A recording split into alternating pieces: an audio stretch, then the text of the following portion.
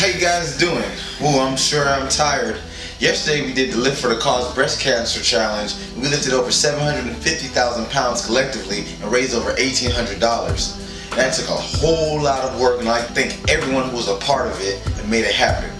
But that being said, and taking a whole lot of work, it also took a whole lot of practice. Practice? We talking about practice? Exactly. We're going to talk about practice today. Well, actually, we're going to talk about something called deliberate practice. It's a little bit different, and I'm going into it today on Performance Psych for Life. Let's check it out. Now, when you think about practice, what comes to mind? Usually when we think of practice, we think about doing a certain task over and over and over again until we get better at it, right? But that's the thing when it comes to deliberate practice. Florida State University psychologist K. Anders Erickson is considered a pioneer in the study of deliberate practice. What this basically comes down to is practicing specific things intensively to become better, not just going through the motions. Now let me explain further. Now suppose that you want to be a race car driver. Now say you've been driving since you were 15 and now you're 25 years old. That would say that you have 10 years of driving experience, correct? Now, 10 years of driving experience driving on the regular roads, going to and from work or school or wherever you may be going, isn't the same as 10 years driving experience practicing at 190 miles per hour speeds, sharp turns, 40 other cars on the track, hot temperatures inside the car, possibility of crashing, taking into account all different kind of factors that the track may give you. There's a big difference between the two. This is where deliberate practice comes in. Deliberate practice is basically defined as highly concentrated practice that pushes one past their comfort zone.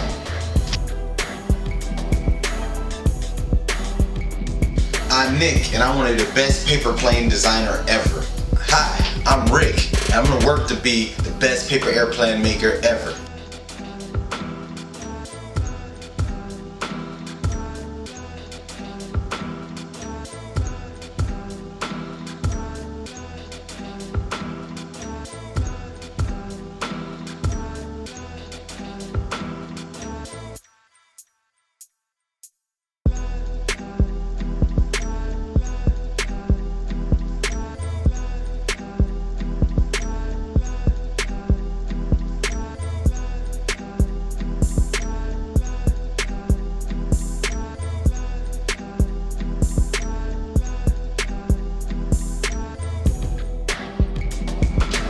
Now, as you can see from these two, they both take different approaches to their goals. The one who wants to be the best is going to take the time to focus on what needs to be done, while others are just going to go through the motion and just hope they get better by doing it over and over again. Now, there's several different things that go into deliberate practice.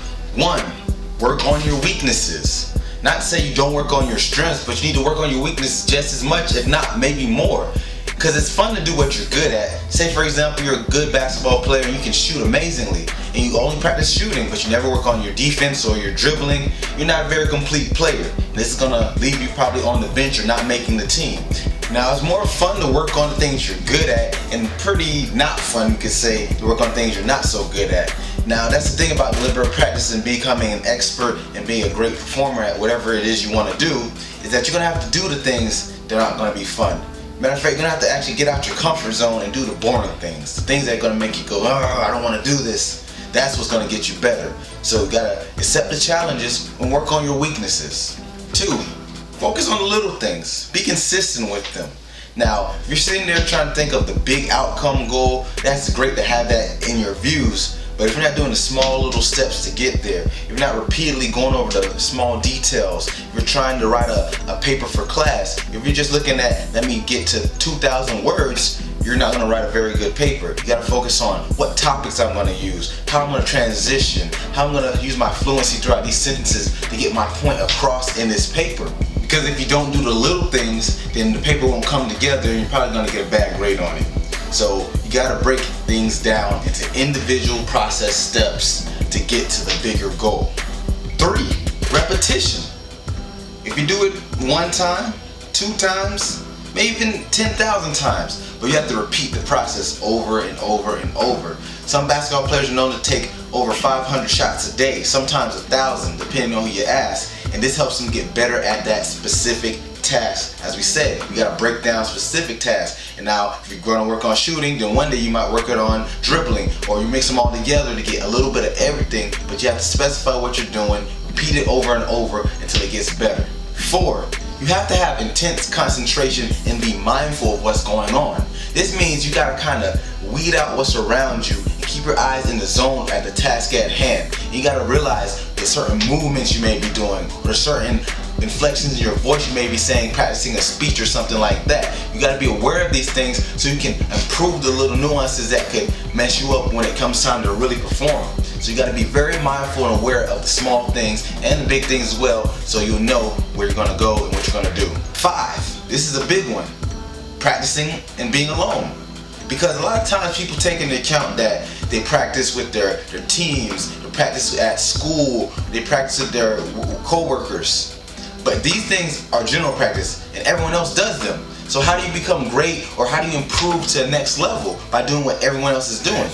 They weren't practicing just when they were with the orchestra or with their teams. They were doing extra stuff 2 to 3, maybe even 4 hours after that on their own. Practicing on alone allows you to be able to separate yourself and focus on the things you need to get better at. So most people go above and beyond the general practice and do even more hours a day on their own. 6, get feedback. And when I say get feedback, you don't just get it from anywhere.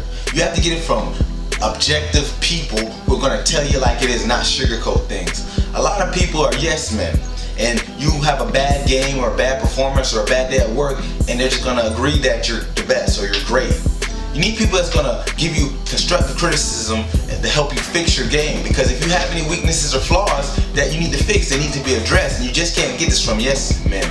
So you gotta have someone to critique and be objective to tell you how it is. And number 7, study the best. Whatever field you're in, whether it's soccer, chess, business, teaching, whoever it is, whatever it is, look at the people who've done great things. Me personally, I'm always watching the top psychologists in performance fields, or in sport. I'm always watching the top long jumpers when I did track, or football, the top safeties when I played football.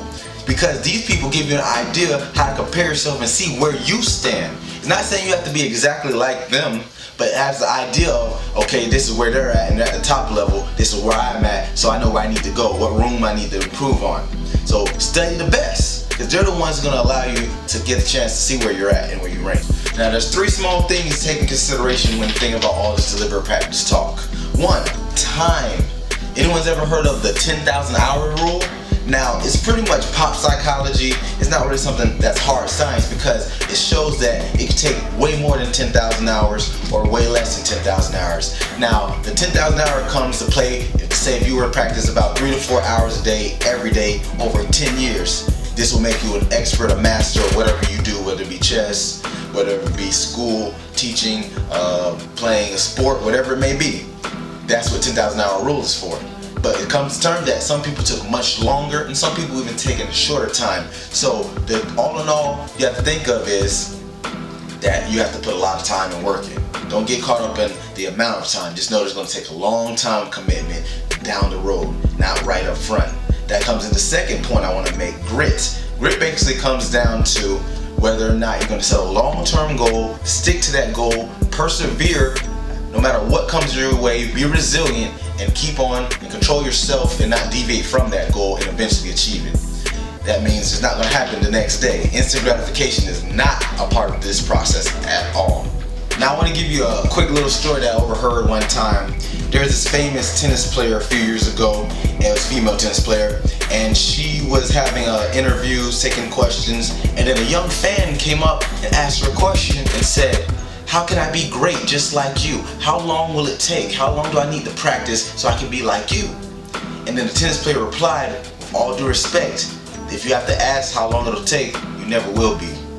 Now, she didn't mean this in disrespect to say that the kid will never become good or can become great. No, she meant is that if you have to ask and put a time limit, how many months, how many years, when this will come, you're not ready to put in the work, because you got to realize it's going to be an enduring, long process of things you're not going to be so comfortable with, things you're not going to like to do, a bunch of challenges, a bunch of roadblocks, a bunch of times you're going to want to quit.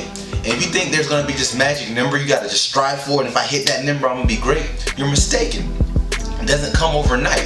It's It's going to take a long road that you're going to have to travel. There's going to be times when your friends are going to want you to come out and party, but you have to stay in to work on an assignment or a dissertation or whatever it may be. Or your coworker's doing a little thing and you got to stay in the business plan. You have to make the choice to put things that's going to just be at the forefront. Priorities, basically prioritize. The last part is the humility to take criticism and instruction. Now, I mentioned earlier that you need someone to give you feedback, but that's not enough. You have to be able to humble yourself and allow it. I remember one time I was a trainer at LA Fitness, and I had to recruit people to get potential training clients. I approached them friendly, asked them would they like a free session, and one guy got belligerent with me. You talking to me? Cursed me out and said I don't need a trainer. That's a clean version of it. Now the thing is, saying that we don't need this, we don't need that, that's not being humble, because guess what? We can't see outside of ourselves. No matter how good we think we're doing or what we can improve on ourselves, we can't have an objective view. As we're coaches, trainers, teachers, they come in to help fix things. Now, last time I checked, you ask any professional athlete, they have a trainer, they have a coach. So for you to think that you're above them, you need to bring yourself down a peg, because you can never become good at anything, or great I should say, unless you allow others to help you along the way. Now, a couple of disclaimers, disclaimer alert. All this, people like to throw in things like talent. Where does this come in? Now I'm gonna touch this topic later on another video, but let's touch it real quick. Let's say, for example, Mozart and Tiger Woods. Very similar stories from two different time periods. One from the mid 1700s, the other one current. Now, they both started their endeavors, one was music, one was golf, at ages between 2 and 3 years old. They had fathers that pushed them. They pushed them real hard to get to where they wanted them to be. Now, when you look at it, you might say, hey, they were just born to do these things, but you gotta take it into fact. They had a lot of deliberate practice. Mozart was working on concertos when he was 5, writing out, studying the best composers that came before him. Tiger Woods was taking hundreds and hundreds of putts at the age of 2 years old. These things added up, and over time, they got better. They had coaches, they had people to correct what they were doing, and they got better at it. So never use talent as a reason why someone becomes great at something. I just want to put that disclaimer out there, because a lot of people attribute greatness to just being a natural, but I'm going to touch that in another video. But I'd like to thank you guys for tuning in for Performance Sight for Life, and remember, if you have any questions or you have an idea for a topic, leave the comments and I'll try to get to it. So remember, strong bodies, stronger minds.